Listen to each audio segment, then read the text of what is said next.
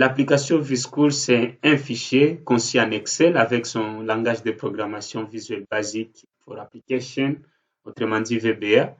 C'est un classeur qui peut être placé n'importe où dans l'ordinateur, mais l'essentiel, c'est de savoir là où il faut y accéder facilement. Et là, ça y est au bureau. Mais moi, je vous suggère de mettre ça dans un dossier.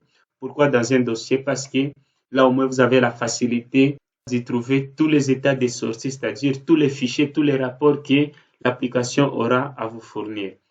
Je vais créer un dossier. Je peux nommer ce dossier VSchool. Facilement, je peux y déplacer les fichiers de l'application. Et là, je vais ouvrir ce dossier. Je vais ouvrir l'application.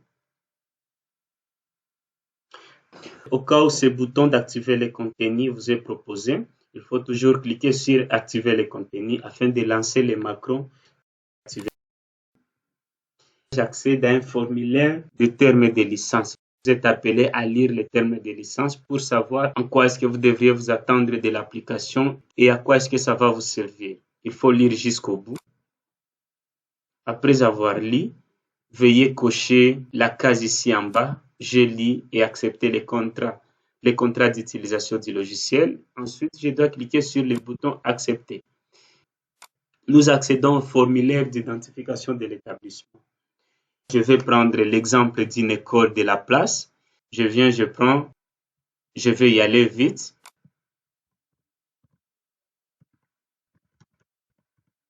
Alors, dénomination de l'école, il y a 3 catégories. Et là, il nous faut choisir une. Je peux prendre l'école privée agréée. Dénomination de l'école, je prends école primaire d'application de l'EDAC ISGA. Identification. Je saisis son numéro d'identification. Je saisis aussi son code. Alors là, je vais mettre le nom. L'année scolaire ici, par défaut, vous pouvez changer, tout comme le secteur tel quel. Et là, je peux cliquer sur enregistrer fermé.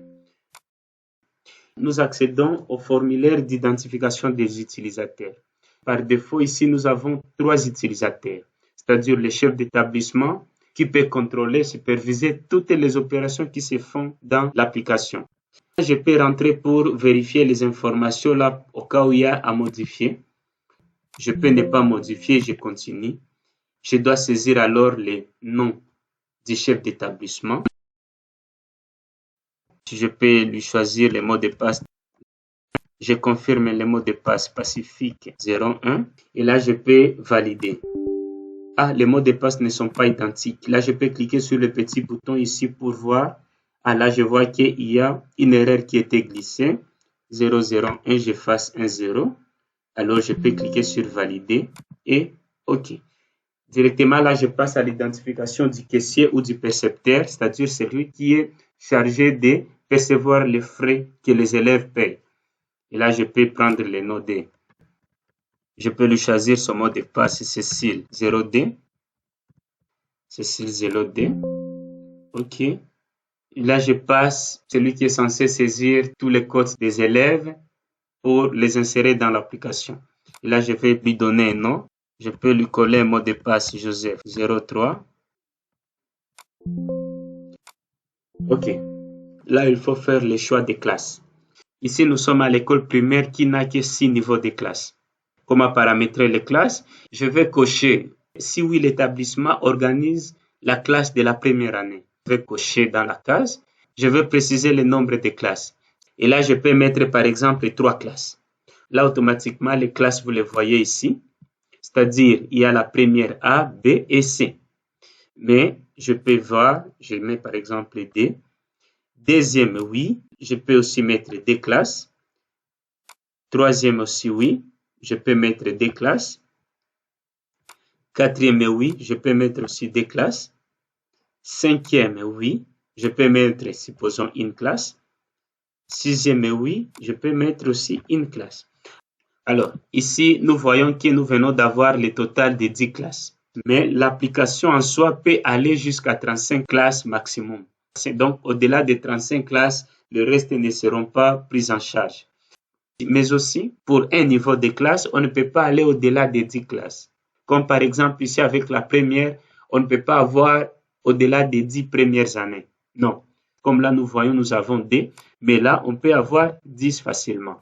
Et là, nous voyons que nous aurons des A jusqu'à première I. Mais malheureusement, nous n'avons pas toutes ces classes. Et là, je vais mettre tout simplement D. Quand on a paramétré les classes ici, on ne peut plus encore y revenir parce que les classes seront enregistrées une et une seule fois. Alors, je peux valider les choix en cliquant sur le bouton rouge. Voilà, il y a un message de confirmation. Voulez-vous continuer? Oui. Là, ça doit prendre quelques secondes. Voilà. Là, nous accédons directement au formulaire pour la saisie des frais à payer. C'est-à-dire, ici, nous allons lister tous les frais que perçoit l'établissement. Certaines écoles perçoivent, par exemple, les frais scolaires. Ça dépend. D'autres perçoivent, par exemple, les frais divers. D'autres les frais de construction. D'autres les frais des examens. D'autres, cela dépend d'une école à une autre. Mais les frais ne doivent pas aller au-delà de 10. Alors, par après, il faut cliquer sur enregistrer. Oui. Voilà. Alors, là, nous accédons directement au formulaire de paiement des frais, bien que nous n'avons encore enregistré aucun élève. C'est-à-dire, nous allons rentrer, mais quand même, ici, nous voyons toutes les classes qu'on a pu paramétrer sont là. Première A et B, deuxième A et B, ainsi de suite jusqu'au bout. Mais aussi, les frais que nous venons d'enregistrer sont là. Alors, nous allons y revenir plus tard pour ces frais. Nous allons fermer. Voilà, nous accédons à la feuille d'accueil. Voyons école privée agréée, EPA et date USIGA, année scolaire. Alors, ici, il y a une case à cocher, activer l'enregistrement automatique chaque après 5 minutes. Ici, nous pouvons nous connecter en tant que chef d'établissement. Je vais saisir son mot de passe. Et là, j'accède au menu du chef d'établissement. C'est-à-dire, le chef d'établissement peut accéder à toutes les fonctions de l'application. Et là, il peut aller pour la gestion des élèves. Il peut aller soit pour la gestion des codes, pour produire les statistiques, pour aller vérifier le paiement des frais, gestion des dépenses, modifier les informations de l'établissement, etc. Si on s'est connecté comme le percepteur ou le caissier, je saisis son mot de passe.